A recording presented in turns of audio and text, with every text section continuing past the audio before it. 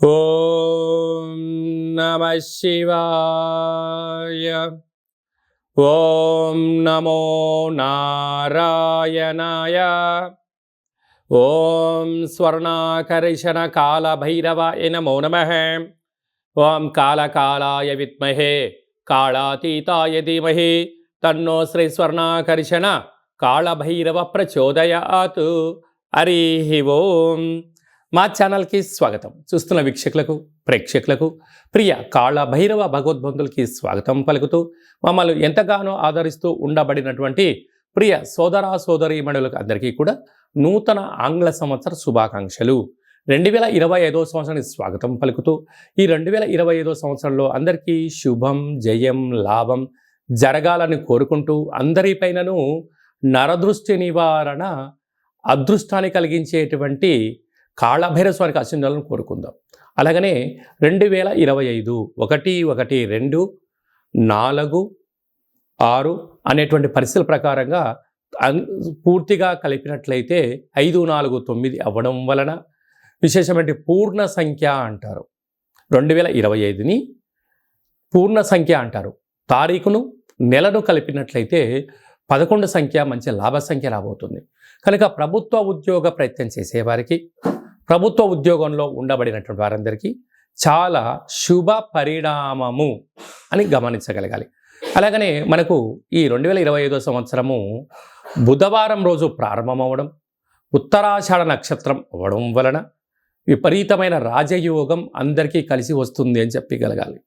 అలాగా 9 సంఖ్య పూర్ణ సంఖ్య అవడం వలన అనేక మందికి లక్కీ నెంబర్ కూడా 9 సంఖ్య.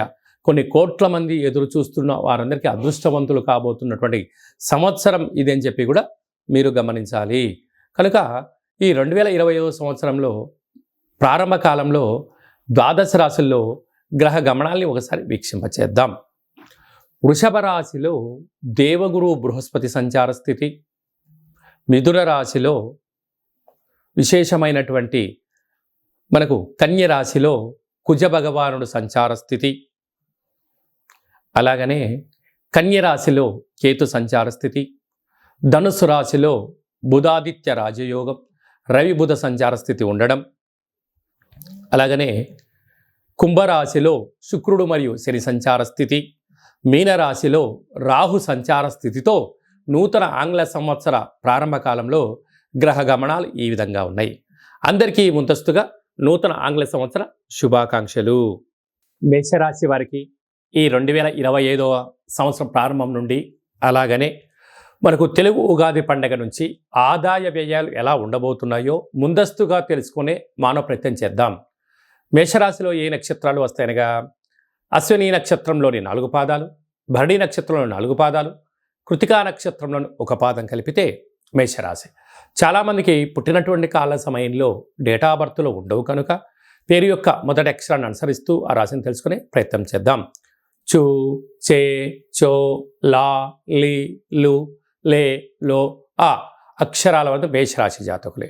మేషరాశి యొక్క అధిపతి కుజ భగవానుడు. వీరికి ఆదాయం 2, వ్యయం 14. అంటే మేషరాశి వారికి ఈ సంవత్సరంలో మే తర్వాత ఏళ్లనాటి శని ప్రారంభం కాబోతుంది. ఆ సందర్భంగా కూడా మనం గుర్తుపెట్టుకొని అనవసరమైన ఖర్చులు అధికంగా ఉన్నాయి, ఆదాయం చాలా తక్కువగా ఉంది కనుక వీలైనంత వరకు ఖర్చులు తగ్గించుకోవడం, ఏదైతే అవసరాల నిమిత్తం కొద్దిపాటి హార్డ్ వర్క్ చేయడం, ధర్మబద్ధంగా ఉండడం, ఆధ్యాత్మికంగా ఉండగలిగితే ఖర్చులను నివారిస్తూ విశేషమైనటువంటి అప్పుల పాలు కాకుండా ఉండడానికి అన్ని జాగ్రత్తలు తీసుకోవాలని చెప్పి జ్యోతిర్విజ్ఞానం తెలియజేస్తుంది. అలాగనే రాజ్యపూజ్యమవుదు 5, అవమానం 7. అనేక బంధువులు సమాజంలో అనేక మంది మీ పైన వ్యతిరేక భావాల ఎక్కువ పరిస్థితుంది కనుక వీళ్ళంత వరకు అనొద్దు, అనిపించుకోవద్దు అని చెప్పి కూడా మీరు గమనించగలగాలి. అలాగనే అశ్విని నక్షత్ర జాతకులకు ఆగస్టు నుండి డిసెంబర్ వరకు మధ్యసున్న కారణం చేత మనోవేదన, అనారోగ్య పరిస్థితి పొంచి ఉంది, తస్మాత్ జాగ్రత్త.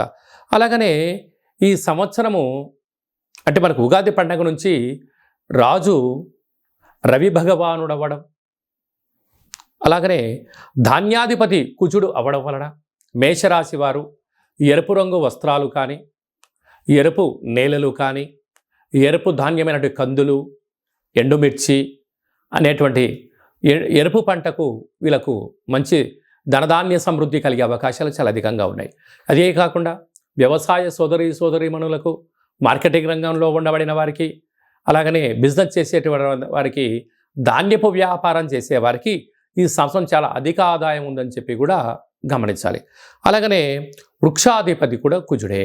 అంటే నర్సరీ వాళ్ళు, వ్యవసాయ సోదరీమణులు, సంపూర్ణ ప్రకృతి పర్యావరణము, అడవులు, వృక్షాలు అనేటువంటి సేవాభావం కలిగిన వారందరికీ కూడా కుజభగవాని యొక్క ఆశీస్సులు. వీరందరికీ మొక్కల ద్వారా ఔషధ వ్యాపారాలు, క్రయ విక్రయాలు చాలా యోగదాయకం అని చెప్పి గమనించాలి. కాకపోతే వీరికి ఈ సంవత్సర ప్రారంభ కాలంలో వృషభ రాశిలో గురువు, కన్యరాశిలో కేతు భగవానుడు, అలాగనే మీనరాశిలో రాహు సంచార స్థితి, కుంభరాశిలో శని భగవాన సంచార స్థితి ఉన్నప్పుడు ఓవరాల్గా ఈ ఆంగ్ల సంవత్సరం ప్రారంభం నుండి ఉగాది పండుగ వరకు మందకొడిగానే సాగే పరిస్థితి ఉంటుంది. కనుక తొందరపాటు నిర్ణయాలకు ఇది అంత సరైన సమయం కాదు. నూతనమైన పెట్టుబడులు, వ్యాపారాలు ప్రారంభించాలి అనుకుంటున్న వారందరికీ ఇది మంచి శుభ తరుణం. అలా వస్త్ర వ్యాపారులు, నూనె వ్యాపారులు, వ్యవసాయ సోదరీమణులు, రియల్ ఎస్టేట్ రంగాల్లో ఉండబడిన వారు, అలాగనే ఆహార ఉత్పత్తులు, హోటల్ ఉత్పత్తులు కార్యక్రమాలు, ఆహార సరఫరా చేసే వారందరికీ కూడా చాలా మంచి కాలం ఉండే అవకాశం ఉంది. కనుక వీలైనంత వరకు ఈ సంవత్సరంలో మీ ప్రతి నెలలో మీ జన్మ నక్షత్రం రోజున అష్టమి, పూర్ణిమ, అమావాస్య సందర్భంగా దూరావాయు జల ప్రయాణాలు పెట్టుకోవద్దు. వీలైనంత వరకు యంత్రాలతో, ఆయుధాలతో సాహసోపేతమైనటువంటి పనులు చేయొద్దు. వీలైనంత వరకు మౌనం, సౌమ్యం, ఆధ్యాత్మికత, జీవన శైలి, ప్రతిరోజు సూర్య నమస్కారం చేయడము, ప్రతిరోజు కాళభైరవ మంత్ర సాధన చేయడం కానీ, అష్టకాన్ని వినడం కానీ, కుక్కలకు కానీ, పక్షిరాజు అయినటువంటి కాకులకు ఆహారాన్ని పెట్టడం వలన సకల నరదృష్టి తొలగిపోయి ఏలనాటి యొక్క శని తీవ్రత తగ్గుతుందని చెప్పి కూడా గమనించాలి. శని భగవానుడు వస్తూ రాజయోగాన్ని ఇస్తాడు. ఎప్పుడు సత్కర్మ చైవ సత్ఫలిత అంటాడు. అంటే నువ్వు మంచి కార్యక్రమాలు బాగున్నప్పుడు చేసినట్లయితే, కాలం బాగోలేనప్పుడు ఆ సత్కార్యక్రమాల పుణ్యం వలన మనం అధోపతి కాకుండా ఉండడానికి అవకాశం ఉండేది. దుష్కర్మ చైవ దుష్ఫలిత, నువ్వు ఏమైనా చెడ్డ కార్యక్రమాలు చేసినప్పుడు కాలం అనుకూలంగా లేనప్పుడు ఆ యొక్క ప్రభావం పడి శారీరకంగా, మానసికంగా, ధనపరమైనటువంటి చిక్కులు పొంచి ఉంటాయి అని చెప్పి కూడా మీరు గమనించాలి. కనుక మేషరాశి వారందరికీ కూడా ఎన్నో రకాలమైనటువంటి ఇబ్బందుల కాలంతోనే ప్రారంభమవుతుందని చెప్పి కూడా గుర్తుపెట్టుకోగలరు. అందుకే మనకు ఉగాది పండగ నుంచి 3వ స్థానంలో గురువు, 5వ స్థానంలో కేతువు, లాభస్థానంలో రాహువు, వ్యయంలో శని భగవానుడు ఉంటున్నాడు. కనుక కాలానికి అనుకూలంగా మనము సత్కర్మలు చేయబట్టి మనకు మంచి ఫలితాలు కూడా తెచ్చుకోవచ్చు అని చెప్పి కూడా గమనించాలి.